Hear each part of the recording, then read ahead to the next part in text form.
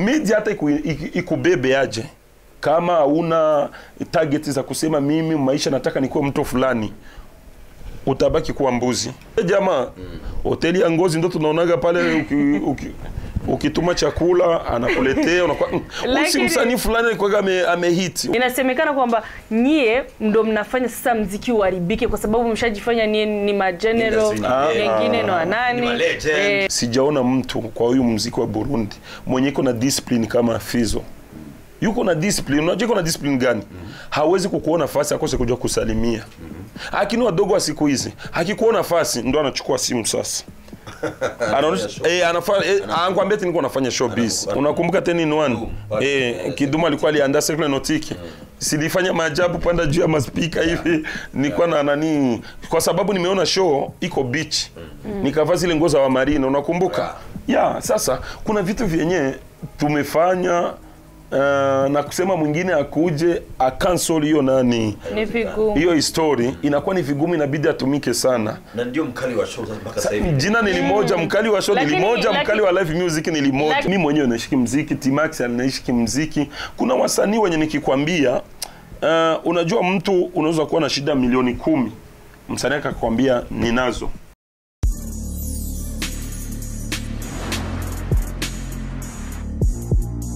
Kwa mara nyingine tena wapenzi watazamaji wa vipindi vya Buja Hit TV, tumewakaribisha tena kupata kipindi hiki cha wasanii na burudani. Tuko pamoja na msanii mkongwe hapa jijini Bujumbura, ni nchi ya Burundi. Tutazungumza naye maswali mengi sana kuhusu kazi zake na muziki wake, lakini kwenye microphone hapa ni Patrick Pajo Nyonguru na mwenzangu pale. Now see Amanda, yes. Mambo vipi nasi? Poa. Uko fresh? Uko fresh mzima. Naona safi. Unaona mtaliban? Tuko na mtaliban mkali wa mkali wa show. Poa, vipi Pajo? Safi. Yes, hapa ni Happy Famba, ni kuanzia miaka 2001. Tumemfahamu sana kwa nyimbo zake kibao kama nyimbo Niko Ndani ya Club, imetrend sana na ikahiti sana miaka hiyo ya 2001, lakini ametoa zingine nyimbo nyingi sana zimekuja zinafuata, lakini tumekuja kumsahau kwenye games, tulikuwa tatizo lipi amepata, tumekuja kumkosa kabisa. Tukasikiza kama sasa hivi juu kwenye mambo ya kuandaa event, anaandaa show, anaandaa event, na sasa hivi ni manager, ana kundi au ana agency inaitwa The Fighter Production. Tutazungumzia mambo mengi sana kuhusu The Fighter Production hapa kwenye studio zetu za Buja Hit. Amanda, tuanze kuanzia mwaka 2000-2001. Ameanza muziki lini? Atatuambia, labda sisi tunaweza tuongea alafu tukaongea kitu ambacho si kweli. Gisi musika yuko hapa, yeye mwenyewe atatuambia mimi nimeanza muziki mwaka fulani na saizi na wenyewe tofauti tunaelewa tu ni miaka mingapi anafanya muziki. Yes, Famba, karibu. Jisikie uhuru hapa ndani ya studio Buja Hit. Alafu Famba atatusalimia. Habari zenu? Nzuri, uko salama? Tuko fresh. Naona vitu kama Ulaya bana. Naona nyinyi ni number 1. Asante sana. Okay. So, umeanza lini muziki? Muziki naweza kuwa nimeanza mwaka 1996. Nimeanza muziki wa dance, nimekuwa nacheza funk, nacheza rap, nacheza break dance za Michael Jackson, nacheza kikongomani, vyote nilikuwa nacheza. Tulikuwa tunacheza Saint-Extrait français, tumekuwa tunacheza Palais des Arts, Musée Vivant, tunaenda mamikoa zote tunazunguka kwa kudensi tu.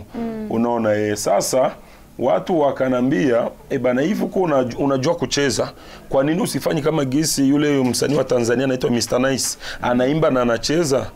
Tena ukiimba na unacheza itakuwa vizuri, utakuwa mwanamuziki mzuri. Lakini kipindi cha 96 na 8 na mpaka mwaka 2000, Mr Nice alikuwa hajaimba. Niko na dance hapo pote. Yeye alikuwa hajaimba, tunamfahamu. Mr Nice alianza kuimba mwaka 2000 nafikiri. 2000. Naweza kwa 2000 kwa bado Sasa unajua mimi nimedance hata nyimbo zake. Wimbo zake nimedance. Kwanza ameanza kama mwaka 2000. Nikazidensi hiyo mwaka 2000 na 2001. Ukaingia kwenye muziki. Ndo ile mwaka 2000 wakati anavuma natoa zile wimbo kila mtu na demo wake, fagilia ya zile zote, ndo watu wakanambia unaweza ukafanya kama huyu jamaa ukaimba na uko unacheza, mambo ya kucheza hayatakufikisha mbali, sababu utakuwa upo dancer tu. Pia nimewahi kucheza kwenye wimbo wa Kidumu unaitwa Iwacho. Nimo ndani, ukiona pale utaona niko napiga dance ya, unaona. So kwa kupata huyo ushauri nikausikiliza, nikazingatia, ndo nikatoa. Sasa tuko ndani ya club. Ilikuwa mwaka 2001 mwishoni ama 2002 ndo tukaanza sasa karia ya huo wimbo, ukapigwa sehemu zote, ukahiti kabisa ndani ya club. Nikapata show, nikawa napata show Saga Plage, Palais des Arts, Centre Extérieur Français, Musée Vivant, sehemu zote napata show. Nikapata dili la PSI. Tulikuwa kundi la wanamuziki wengi, Fariazi, Sosokei, Dogo A, Black is Black, wamekuwepo. Tumekuwa wengi kama band, tukaunda kama nani, tukaunda kama band. Tukazunguka sehemu nyingi sana, tukapata hela. Niko tuna wimbo mmoja. Baadaye kuna shirika iko inaitwa Image, ikanitafuta ikasema fanya wimbo wa Image tutakulipa. Wakanipa pesa, nikatengeneza huyo wimbo, ukatoka. Nikaenda polepole, lakini nilikuwa natoa wimbo kwa kujikokota, umoja. Baadaye nikakuwa na piga hizo show za mikoani. Niko na nyimbo kama 4 peke zake. Mr. Blue akakuja hapa, tukafanya naye wimbo. Mr. Blue na Arafro na Chanel unaona, kitu kama hicho, tukafanya naye wimbo. Kutoka hapo mwaka 2007 na 8 nikafanya wimbo unaitwa My Dear, na wenyewe ukaja kusumbua vibaya sana. Alafu ile My Dear kusema nifanye na J-Fire, mimi nilikuwa hata simjui J-Fire. Nimekuwa simjui J-Fire. Nilikuwa nataka kufanya huyu wimbo, ulikuwa nifanye na Alikiba. Alikuwaga huko. Sasa akina Alikiba akawa yuko busy. 2008 alikuja hapa ilikuwa 2007 nafikiri. 2008 alikuja, lakini 2007 akazindua Rema. Kile kipindi kile. Ilikuwa 2008. Sasa nikaona yuko busy sana, nikamwacha. Sasa kwangu kwenye nimekuwa naishi Buyenzi barabara ya 10, na kwenye wale watu wa Tarabu walikuwa wanapiga music, na babaki ya Black J alikuwa anaimba. Sasa nikamsikiliza, nikasema huyu mtu anaweza kanifanyizia chorus kwenye wimbo wangu. Nikamfuata kwake, akakubali. Akikutokana kwa nitumika kwenye UN, saa mazoezi anakuwa atokei, ni pale kwake. Tulifanyaga mazoezi kama tu mara moja ama mara mbili. Mke wake akakuwa ananiambia fanya na Gi, na huyu Gi anaweza. Gi ni nani? Black G. Wanaambia fanya na Gi. Na huyu ni mwanamuziki. Alikuwa miaka hiyo alikuwa hajawahi. Ilikuwa bado nafikiri ni ile mzazi labda anaweza anasema fanya na huyu. Fanya na Gi. Inaweza kuwa hata aliwahi kufanya hata nani kolabo ya wimbo mmoja, kama ulikuwa unaitwa Kisa Star kama ni nini sikumbuki. Nikasema hapana, mimi ngoja kwanza. Level yangu na ya huyu dogo sisi. Nikasema mimi nilikuwa nataka babake, unaona. Basi baba nikaona yuko busy.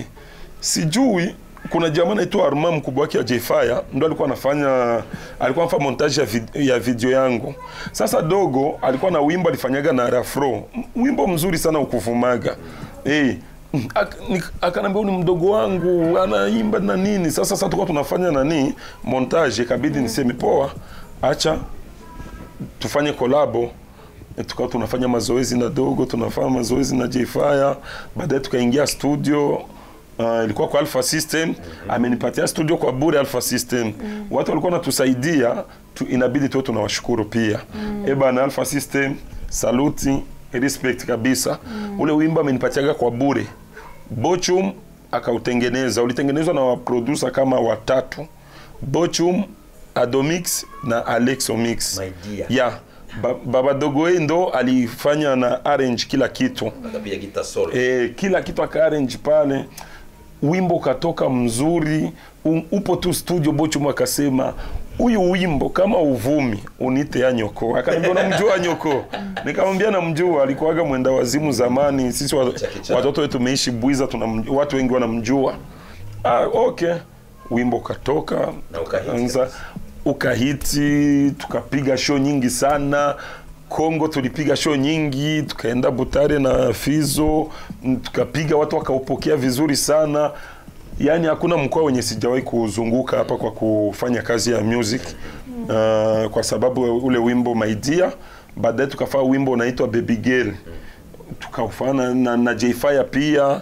Tukawa kama sasa family, mama yake ananizoea, akinikosa bana Epifamba yuko wapi, mbona onekani?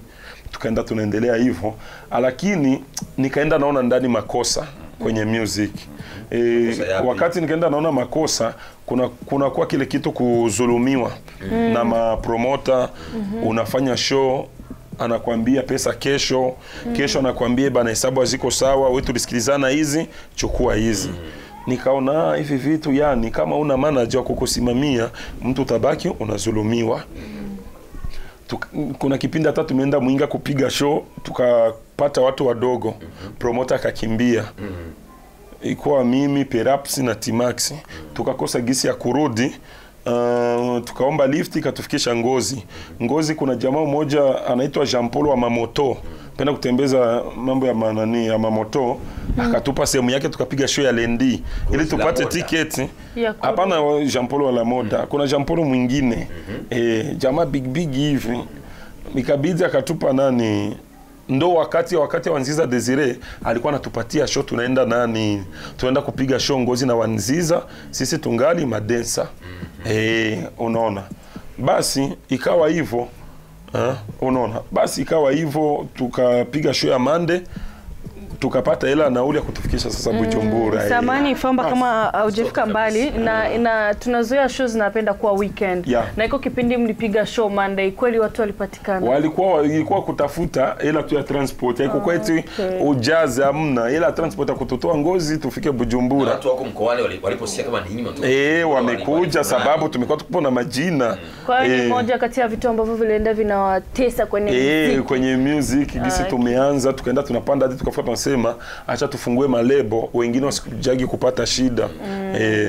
Sasa hivi una lebo lako na limeitwa The Fighter Production. Kwa nini umefanya lebo? Na inalenga nini sasa lebo hii? The Fighter Production nimefanya lebo kutokana na hayo matatizo yenye tumepata sisi ya kuona kila kitu unajifanyizia ni wewe. Mtu anakupigia simu promoter, wewe ndio unaongea biashara naye, unaona. Sasa ile showbiz inakuwa hamna. Sasa wakati nimefikiria na wakati nimetembea nchi za East Africa, nikaona gisi wengine wanatumika, ikabidi siku moja kuna show nilikuwa nataka kupatia Peace and Love. Ikabidi Bravo akanambia Bosco apokeagi simu, pigia Vishu ndo mtazungumza na mtaonana. Nikapigia Vishu tukaonana. Sasa nimemuona, tukashindana biashara ya show, aki tukapatana kwenye biashara ya management. Nikampa tu ukweli, nikamwambia nyinyi ni waimbaji wazuri sana East Africa, lakini kuna nafasi ya mjafika, na kusema mufike inabidi muwe kwenye lebo, manager ndo wasimamie kila kitu. Unaona, sasa na ilikuwa ngumu kwa sababu kujua mtu anaimba, sasa atakuwa manager wetu aje na huyu anaimba. Unaona, sasa lakini kutokana gisi mtu unamuelewesha, amna hivyo vitu, mbona ni kawaida.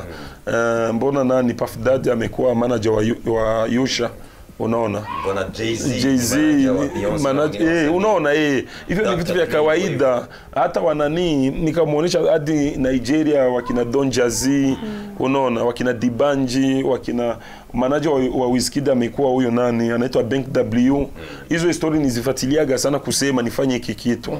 Basi akasema taambia mwenzake Bosco, akamwambia, wakakubali, tukaanza kazi pole hadi wakaona sasa wana The Fighter iko natupeleka sehemu fulani, acha tufanye sasa business iwe serious. Lakini ulipitia matatizo mengi awali. Nini kuchagua Peace and Love na palikuwa wengine wasanii wengi walikuwa? Sikuchaguaga. Unaona, nimeenda kuwapa show ikashindikana.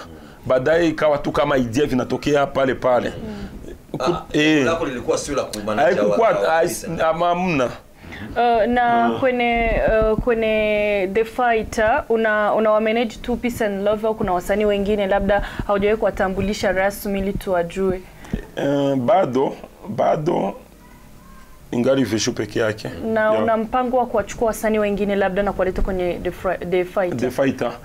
Hiyo inaweza kuwa, lakini bado, na ikiwa tutawajulisha saa hizi tunaleta mwingine kwa family, kwa sababu hii kitu ufanyi kwa ajili ya kufanya tuwe wasanii wengi kwenye lebo. Amna. Mimi na Vishu bado tunatosha, tunatumika vizuri. Siku ikibidi mtasikia tu tunawaita wanahabari, njooni sasa tunataka kufanya jambo fulani hivi na hivi na hivi, kwa sababu planning zipo nyingi sana. The Fighter si kusema tu manage wasanii. Inaweza ikafungua studio, ama ikafungua duka, ama ikafungua agency ya kusimamia wasanii wa nje hapa Burundi. Vyote vinawezekana, ni business. The Fighter mmiliki ni Famba. Mmiliki ni Famba. Famba sasa hivi ameshaacha muziki, yeye ni manager tu au mambo ya muziki yanaendelea? Amna, mimi kategoria yangu inaitwa artist manager. Niko mwanamuziki pia niko manager. Kwa hapa tu Burundi ndio vitu vinawasumbua watu kuona mtu ni manager pia ni nani. Ndio maana kwa stati yangu juzi hata kwa Instagram yangu ukitafuta utaona kuna msanii wa Kenya anaitwa King Kaka. Sasa amefika Tanzania, amesema hapa leo naongea kama manager, siongei kama msanii. Lakini niko ndo msanii wa huyu dada mwameimba Tutawezana. Anasema hapa mimi niko nasema kama manager, lakini baadaye taongea kama msanii.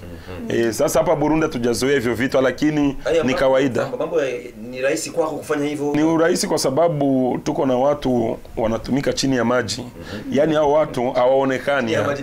Ndio kusema waonekani. Kuna watu wanaona tu Epifamba, The Fighter ni Epifamba.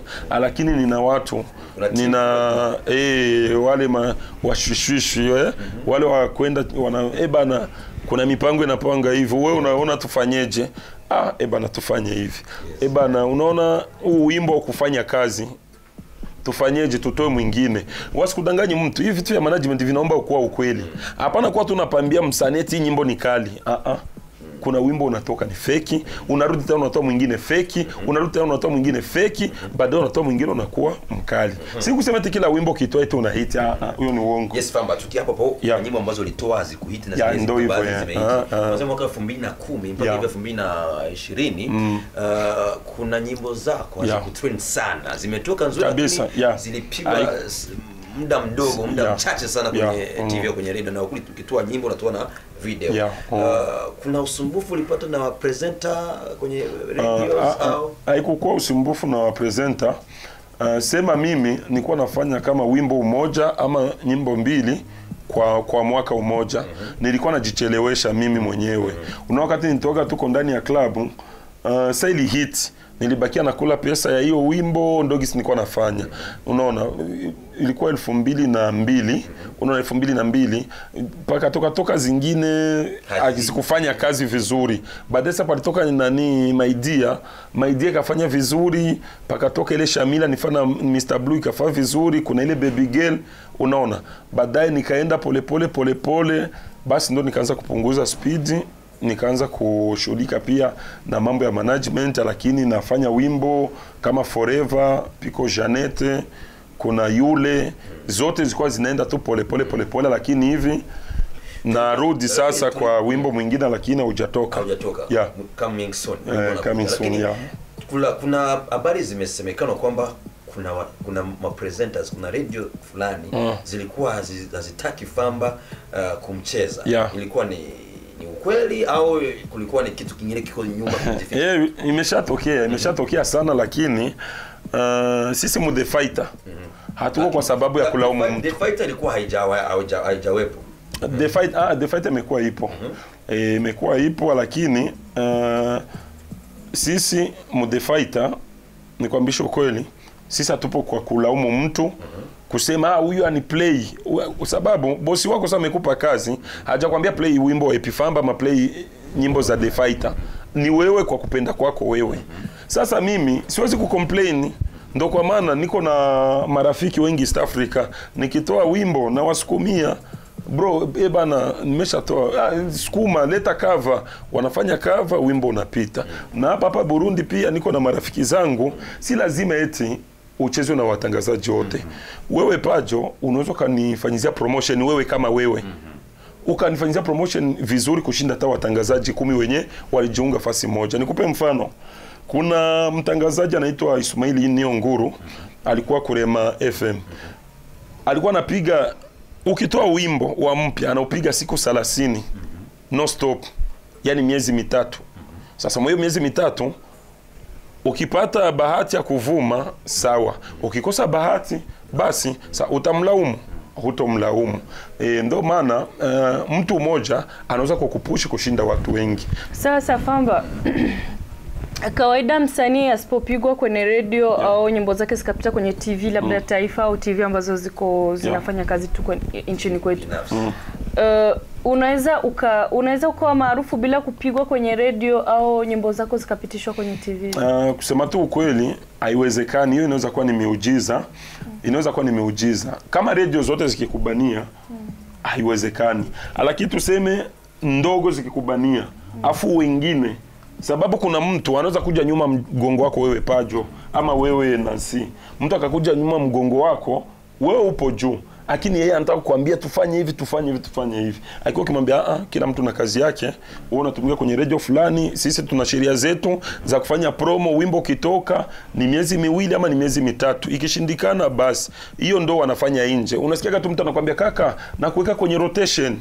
Yani yani wana nani, badala ya lisaa unachezwa, badala ya lisaa siku nzima, miezi 2 unakuta wimbo unavuma.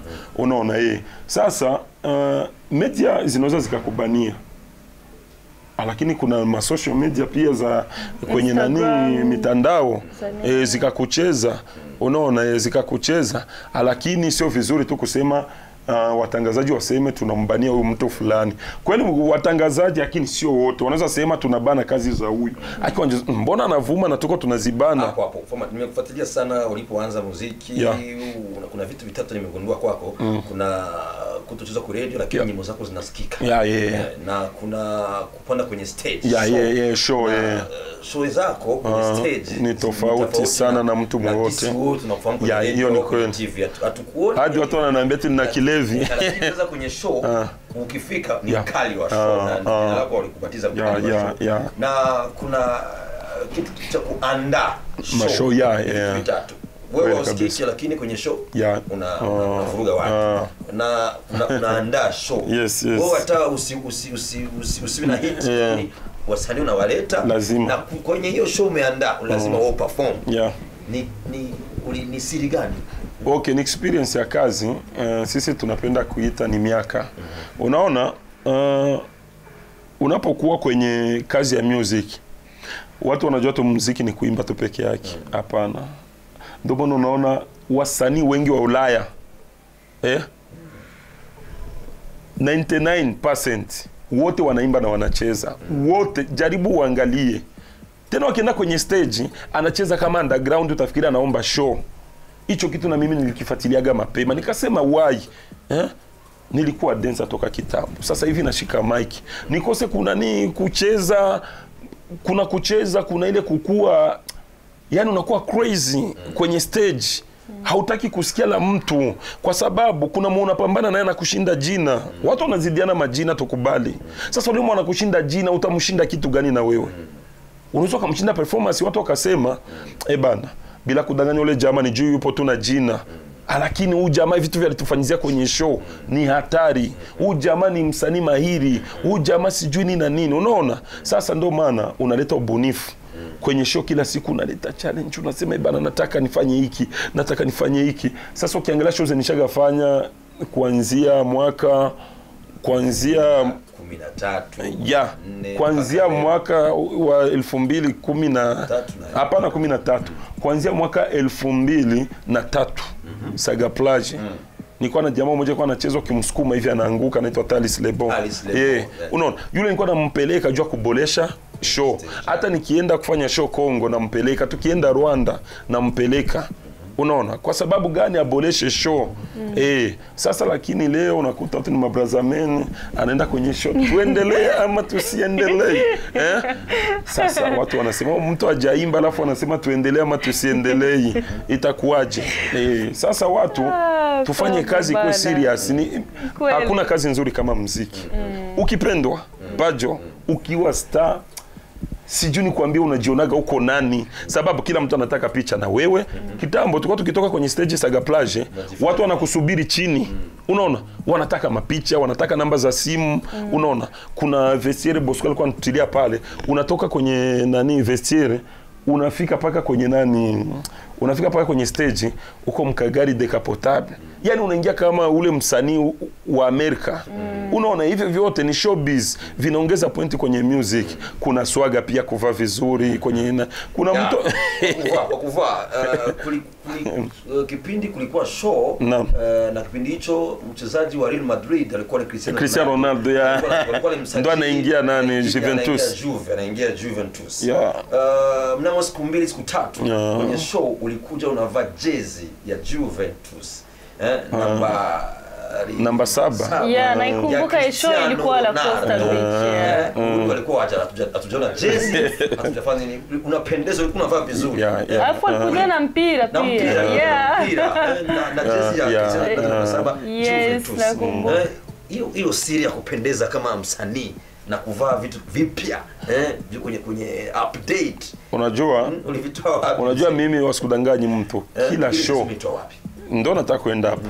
Kila show mimi wanaona kama ni competition. Ukiniweka tu kwenye show yako, lazima nifanye kitu tofauti na wengine, kwa sababu watu wote pale unaona Neo Mitego ni Mtanzania, Neo Mitego. T-Max ni vacancy, T-Max unaona. Fizo. Sasa una vishu sasa inabidi na wewe useme hapa nifanye nini ili ni yani headline iwe bana ile show mmeona Famba vyenye amefanya. Yani watu wakienda nyumbani na ule Mtanzania wa msahau. Unaona? Na imetokea hivyo kwa sababu imekuwa ni historia watu. Ile jezi imenisumbua, nimeipata saa ile siku ya show saa 9. Na ungelikosa yani ingelikosa ingeniuia vitu vingi sana. Ungevaa nini sasa? Yani namshukuru mtu anaitwa Papa Please. Ndo amenipatia, anaitwa Saido Papa Please. Jamaa mmoja hivi anavaga vizuri sana, aliwahi kuwa mchezaji wa Interstar. Ndo amenipatia galile jezi. Hapo nishasumbuka, nishatuma Bakari, nenda sehemu yoyote tafuta jezi ya Cristiano Ronaldo ya Juventus. Eti wewe unataka nikufe, taitoa wapi? Jamaa ameingia Juve leo. Afu nakumbuka kwenye hiyo show maneno yalisemekana mengi sana. Unajua nilikuwa ndani, nilikuwa MC, nakumbuka tulikuwa MC wawili tu, Fami na Mipro.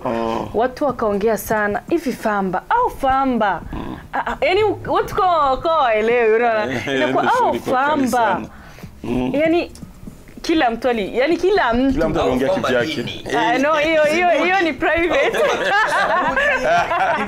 Hiyo acha niache. Hiyo acha niache, lakini kila mtu aliongea. Ndio hivyo Afrika. Tunatia wazi hapa. Unajua Afrika. Unajua. Okay, watu walizungumza Famba na roga.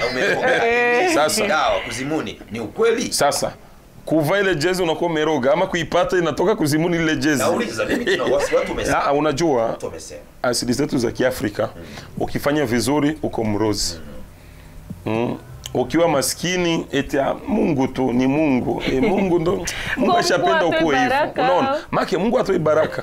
Unaona? Sasa acha watu waendelee waseme, si tufanye kazi. Lakini ukweli unakawiaga, lakini utakujaga tu atakujaga kuona kumbe watu planning zao zilikuwaga hivi, imekuwaga hivi. Mimi siwezi kosa kufanya show nzuri kwa sababu nilikuwa dancer toka kitambo. Kuna show nyingine ni sababu radio zilikuwa sijakuwa nyingi na ma TV. Nimeingiaga na nani na moto kwenye stage, talent show, Mise Vivant. Unaona, tumefanya talent show, 10 in 1. Unakumbuka 10 in 1? Kiduma alikuwa aliandaa Circle Nautique. Silifanya maajabu panda juu ya maspika hivi. Nilikuwa na nani kwa sababu nimeona show iko beach. Nikavaa zile nguo za wa marina, unakumbuka? Sasa kuna vitu vyenye tumefanya na kusema mwingine akuje cancel hiyo nani hiyo history inakuwa ni vigumu, inabidi atumike sana. Na ndio mkali wa show mpaka sasa hivi. Jina ni limoja, mkali wa show ni limoja, mkali wa live music ni limoja. Lakini kuna wengine washaanza kujita wakali wa show. Unajua wakati pamekuwa bifu fulani na watu wadogo watangazaji, unakuta mtangazaji anaita mtu anamwambia mtakuita mkali wa show ili tumchome roho ule jamaa. Na wewe ukaushie tu useme kweli ni mimi, lakini hiyo kitu nishasamee, inabaki hivyo. Ni kitu kinajulikana, jina lako ni Pajo, hakuna mwanaweza ukisema tu Pajo Burundi watu wanajua ni wewe. Alafu samani Pajo, inasemekana kwamba Burundi nzima Burundi nzima, ni interview nimekufanya na mtu nikubalisha kwamba Burundi nzima msanii ambaye anaishi kwa sababu ya mziki tu ni Famba. Kweli? Wengine wote sikudanganyi, wengine labda ni mwanamke, mwingine labda ni kazi zingine, mwingine lakini ambaye wana uhakika 100% kwamba anaishi kwa sababu ya mziki ni Famba. Huyo saa zingine ameongea kama shabiki, kwa sababu na mimi na mashabiki zangu wanaweza kuwa ameongea kama shabiki, lakini wasanii wengi wasikudanganyi mtu. Kuna wasanii wengi wanaishi kimziki tena na wa respect sana. Visho anaishi kimziki, Fizo anaishi kimziki tena na wa respect, na washaga gusa hela hivi mimi naziona nasema hapana, hizi ndo hela. Kuna watu washagusa hela hapa kimziki, unaona. Mimi mwenyewe naishi kimziki, T-Max anaishi kimziki. Kuna wasanii wenye nikikwambia unajua mtu unaweza kuwa na shida milioni 10, msanii akakwambia ninazo, unaona. Unatembea na mtu kwenye gari lake anaweka franga kwenye buti, milioni 10 anaziweka kwenye buti. Walikuwa wanavifanya hivyo kina Fizo. Hela zipo, ni ile tu jikutia kwenye akili kitu. Anakuwa akili yake ishamtuma ni huyu. Na sio vibaya, ni idea ya mtu ama ni hisia za mtu. Kuna mtu anaweza kuwa shabiki wa mtu hadi akasema bana, mimi hakuna mtu mwingine isipokuwa mtu fulani. Mfanye, mimi napenda soka, napenda mambo ya football, ni kama mimi kwa Cristiano Ronaldo. Najua ukweli kama Messi ni hatari, lakini Cristiano wangu ni ndo number 1. Unaona, lakini ukweli upo sasa ushabiki unakuaga. Wapiko wasanii wengi, piko wengi, Lolilo anaishi kimuziki, unaona. Wengi. Famba, watu wanasema kama muziki sasa hivi umeshuka, wengine umepanda. Kwako muziki wa Burundi uko down au umepanda sana? Mimi kwangu muziki wa Burundi umeshuka. Unajua umeshuka kivipi? Mimi napenda panakuja watu kufanya kitu kinaitwa wanafanya kitu kinaitwa wanaita mapinduzi. Mapinduzi. Panakuja new generation inasema pana, hawa wakubwa wamesha dekone sana. Sasa tunawachukua nafasi yetu. Tufanye mambo mapya. Sisi ndo tunachukua pouvoir. Sisi ndo tunasongesha muziki mbele. Lakini ukiangalia afishe za show, unakuta ni wale wa zamani ndo hapo kwenye show. Sasa kizazi kipya sijui wanafeli wapi. Unaona? Wanafeli wapi? Unaona Diamond alikuja akabadilisha vitu. Unaona? Ndo example hiyo. Msanii ni media. Inakuwa ni msanii. Msanii media hata ikubebe aje. Kama una target za kusema mimi maisha nataka nikuwe mtu fulani, utabaki kuwa mbuzi. Lakini si vizuri msanii kubaki na kuendelea kufanya vizuri. Unataka unaona Eddy Kenzo saizi kabisa. Mwenye akifanya hivyo tutampongeza. Tutampongeza tena kwa uzuri. Kufanya vizuri. Wazamani akiendelea kufanya vizuri ni zaidi tena, kwa sababu anaonesha kama generation hizi za kisasa yani wako wanaleta utani kwenye kazi, unaona. Yani anafanya kazi kwa kuogopa. Anatoa wimbo anamwambia ni mkali. Anadodea wimbo moja, wa pili, wa tatu, na kwenye atapotea, haujua alipoteleaga wapi. Baadaye unasikia bana ule jamaa hoteli ya Ngozi ndo tunaonaga pale ukituma chakula anakuletea, unakuwa usi msanii fulani alikuwa amehit, unaona. Sasa hiyo ni kuwafunza tu, kuonesha mimi nataka msanii mwenye iko na hasira kusema hii generation ya zamani tunaifuta. Saa hizi show zote piga ua ni generation ya kisasa. Ama muziki umeharibika au ndio ndo naendelea maendeleo. Lakini sasa wasanii wa zamani wanafanya vizuri na wapo na wanasongesha muziki mbele. Si ndo hapo sasa, kwa nini generation mpya sisemi tusaidizane kuupandisha? Sasa na kama babako amechoka, unasaidia nini sasa mwe wa zamani? Mnawasaidia nini hawa wapya ili nao waweze kupaa? Wao wenyewe wanasema kwamba wanapofanya muziki nyie master wa zamani hamwasupport. Alafu kitu kingine inasemekana kwamba nyie ndo mnafanya sasa muziki uharibike kwa sababu mshajifanya ni mageneral, wengine no nani. Hapana, sikiza sasa nikuibie siri, unajua? Sikia nikuibie siri. Unaona ni ile watu ile kutokusogelea mtu. Unaweza kuona mtu labda ni mkosa adabu ama nini, lakini bila kudanganya kuambisha ukweli, sijaona mtu kwa huyu muziki wa Burundi mwenye iko na discipline kama Fizo. Yuko na discipline. Unajua yuko na discipline gani? Hawezi kukuona nafasi akose kuja kusalimia. Lakini wadogo wa siku hizi hakikuona nafasi ndo anachukua simu sasa. Anakwambia eti niko nafanya showbiz. Jana tumekuwa pamoja naye, ameniona kanisalimia. Baadaye akatoka kwenye yupo akaenda kumsalimia Black G. Hana romba na mtu. Sababu gani? Akili yake yeye ni legend. Anataka maendeleo kwa kila mtu. Wewe unamuona unafichama. Unaona Epifamba pale unajificha nini? Leo na baadhi ya wasanii Famba Bless Javuta kauli wanasema kama Fizo alisema neno ambalo haliko la sahihi, kusema kwamba serikali ikataze music ya nje kuchezewa Burundi. Sio kusema eti haiko sahihi. Unajua mtu anapotoa idea, alitoa idea. Wanasema kwamba haiko sahihi. Hapana, msimlaumu. Alitoa idea. Sasa idea hajapangia serikali fanya hivi fanya hivi fanya hivi. Si ndio hiyo ni kuomba, kuna kukubaliwa na kukataliwa. Sasa mtu msishikie ile kuomba kwake ndio itifikie na kwa big issue. Unaona hapana. Ameomba na sasa hivi serikali ikikubali, wengine hawanufaiki, wengine watafurahi, wengine watachezwa. Kama wewe msanii ni sawa, hakuna mwenye hataki kuchezwa. Hata mimi ni sawa. Kila mtu anataka wimbo wake uchezwe kila siku. Hata mimi ni sawa. Unaona? Yeye akuongea vitu eti vinatoka tu kichwani. Kuna vitu vinamuumiza. Wenda na hivi vinamuumiza. Kwa nini mimi kila siku ndo labda niko nasongesha muziki? Kwa nini hapa kuja hata mtu anitingize basi? Unaona ama wanakosa promo au madogo ndo maana hawapandi sana.